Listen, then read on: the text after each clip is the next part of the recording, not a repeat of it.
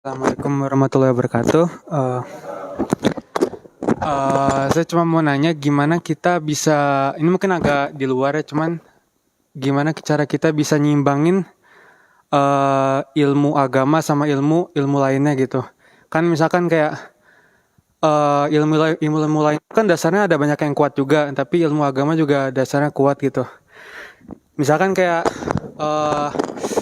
yang sekarang-sekarang ini lagi rame lah, misalkan kayak feminisme atau agnotis atau apalah kayak semacam, atau sains-sains juga malah sering kontra sama agama, atau malah kadang jadi malah kayak tempur gitu, agama sama sains, agama sama feminis gitu. Padahal sebenarnya bisa disatuin atau diapain gitu. Nah, jadi yang tanya saya tuh bisa gimana kan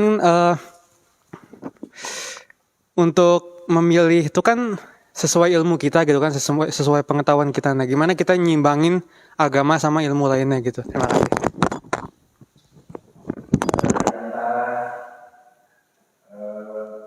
Keistimewaan agama Islam dibandingkan dengan agama lain itu bahwa Islam itu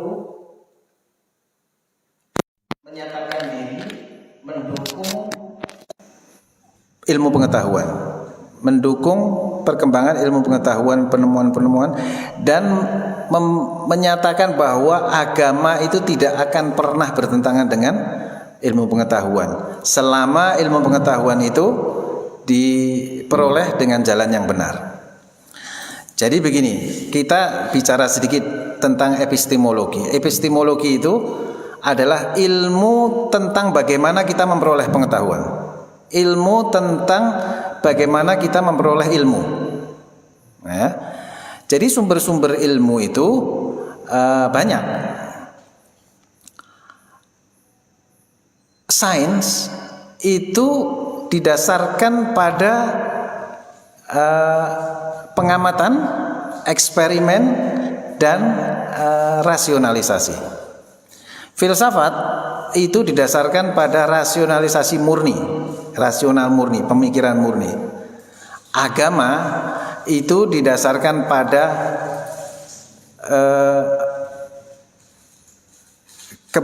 kebenaran mutlak Allah Subhanahu wa taala. Jadi ilham yang dimasukkan ke dalam diri kita. Yang dua ini bersifat horizontal yang kita pelajari, sementara yang dari Allah Subhanahu wa taala itu bersifat vertikal. Jadi banyak, kalau kita mau tahu contoh-contoh pengetahuan yang kita peroleh dari hasil ilham itu banyak. Kita banyak cerita mengenai Newton, bagaimana dia menemukan rumus gravitasi, ya. Dari mana itu kemudian dia terbetik buah jatuh dari atas kok ke bawah, kok nggak ke atas, kok nggak ke samping. Nah, kemudian dia meneliti bahwa ternyata di dalam bumi ini ada daya tarik, ada gravitasi yang menyebabkan itu.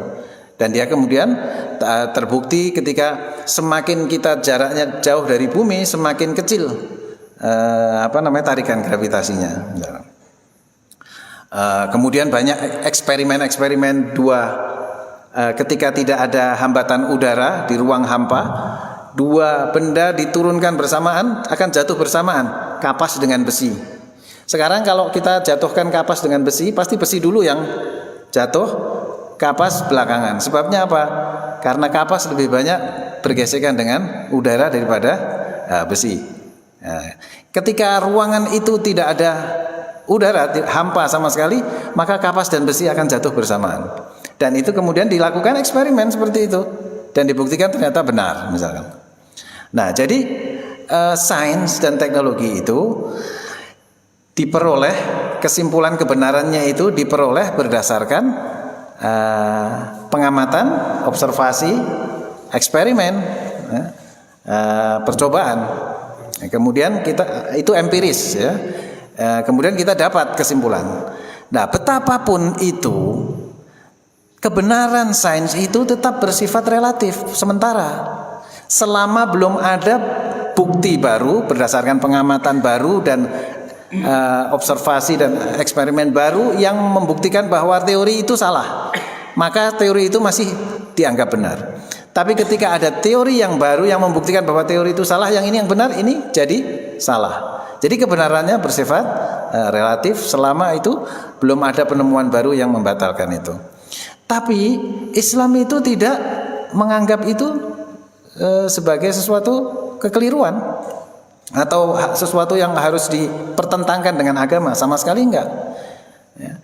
Sampai ayat Al-Quran itu mengatakan, ya ma'syaral jinni wal insi in istata'tum an tanfudhu min aqtaris samawati wal ardi fanfudhu la tanfudhuna illa bisultan. Wahai manusia dan jin, kalau kamu mampu untuk menembus langit dan bumi, ya, mengarungi langit dan bumi, tembuslah, arungilah itu. Carilah data-data empiris. La tanfuduna illa bisultan. Tapi kamu tidak akan bisa itu kecuali kamu punya bekal kekuatan, baik itu ilmu maupun peralatan dan lain-lain. Ya. Adanya Islam kemudian menjadikan benda-benda langit sebagai alat untuk mengetahui pergeseran waktu, yang kemudian ibadah kita itu didasarkan pada peredaran benda-benda langit itu, kalau bukan berdasarkan sains dan teknologi tidak akan bisa. Jadi Islam itu sangat mendukung penemuan-penemuan sains dan teknologi selama itu tidak diklaim sebagai satu-satunya kebenaran. Bahkan kita bisa, ya. Nah, kalau kebenaran dari Allah Subhanahu wa taala, kebenaran wahyu yang diturunkan kepada Nabi Muhammad SAW itu adalah kebenaran mutlak sesuai dengan keyakinan kita, ya. Sesuai dengan keyakinan kita itu kebenaran mutlak. Tapi kemudian kan pemahaman orang jadi berbeda-beda terhadap kebenaran mutlak itu. Jadi kebenarannya mutlak, tapi pemahaman kita terhadap kebenaran itu yang tidak mutlak. Sama dengan sains dan teknologi tadi itu. Dan kita sekarang ini menjalani kehidupan berdasarkan itu, berdasarkan pengetahuan yang kita miliki yang serba tidak pasti itu. Ada satu kisah yang menarik. Imam Al-Ghazali, dia itu ahli matematika dan fisika, mengajar di Universitas Nizamiyah di Naisabur. Pada suatu ketika, karena dia itu orang cerdas, ya, pada suatu ketika dia sampai pada satu titik bahwa apa yang dia ketahui selama ini itu tidak ada yang pasti kebenarannya. Terus dia berpikir terus sampai ketika dia mau menyampaikan kuliahnya di hadapan para mahasiswanya, itu mulutnya tidak bisa mengucapkan kata-kata sama sekali, ya. Seperti orang yang linglung dan kemudian dia mengalami sakit demam, berhenti dari ngajar sampai didatangkan dokter dari berbagai macam tempat. Kemudian ada satu dokter yang menyarankan Imam Al-Ghazali ini, katanya ini bukan penyakit fisik, ini penyakit batin, penyakit mental. Sekarang tinggalkan semua kegiatan kamu yang rutin sehari-hari itu, pergilah ke tempat yang jauh, kamu menyendiri di situ, kamu beruzlah, kamu minta berdoa kepada Allah Subhanahu wa taala, banyak ibadah, banyak berzikir, minta kepada Allah Subhanahu wa taala supaya ditunjukkan, dipecahkan kebuntuan yang ada di dalam kepalamu. Dia pergi. Kemudian Imam Al-Ghazali pergi sampai pada satu tempat terpencil yang di situ ada masjid, dan di masjid itu ada di pojok satu ruangan. Dia masuk ke dalam situ dan dia selama 5 tahun dia berada di situ.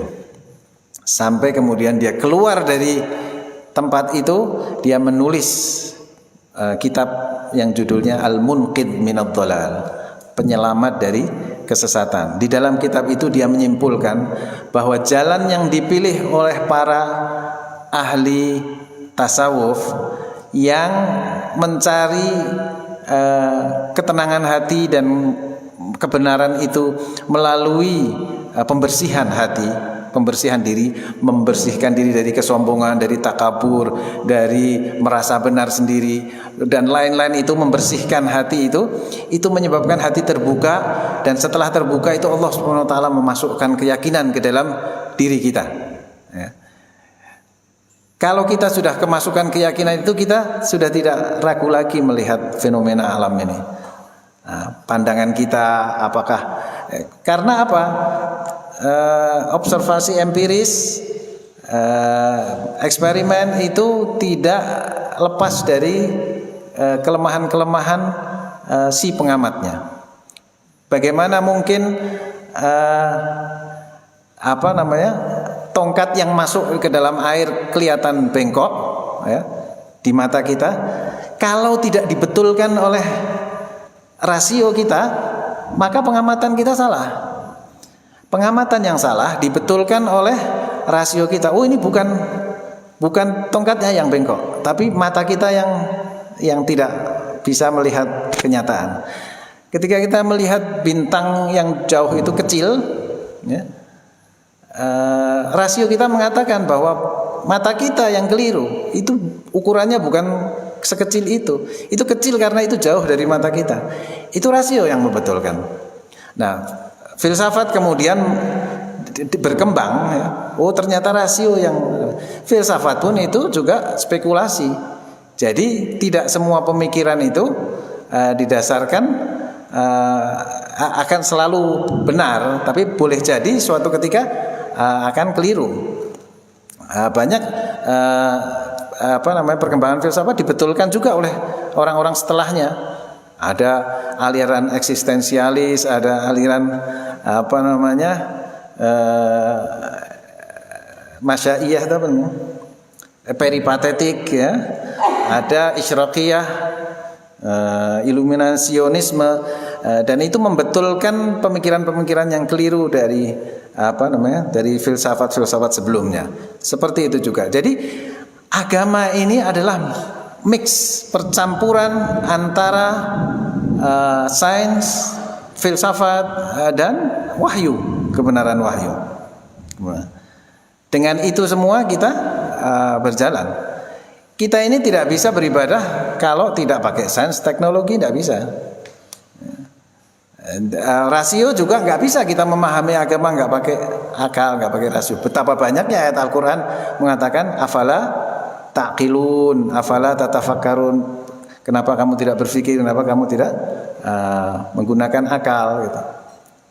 Jadi agama itu tidak mungkin bertentangan dengan sains selama sains itu dilakukan dengan metode yang benar, tidak akan bertentangan dan tidak menolak sains. Tidak menolak kebenaran sains, tapi justru didukung. Ayat Al-Quran banyak yang menyuruh kita untuk merenungkan anatomi tubuh itu. Wa fi anfusikum afala tatafakkarun. Di dalam dirimu itu, aliran darah segala macam itu, justru filsafat dan pengamatan dan sains dan teknologi, kedokteran itu akan menambah keyakinan kita kepada keimanan dan kebesaran kepada Allah Subhanahu wa taala. Ya, saya kira itu kuncinya gitu. Ya.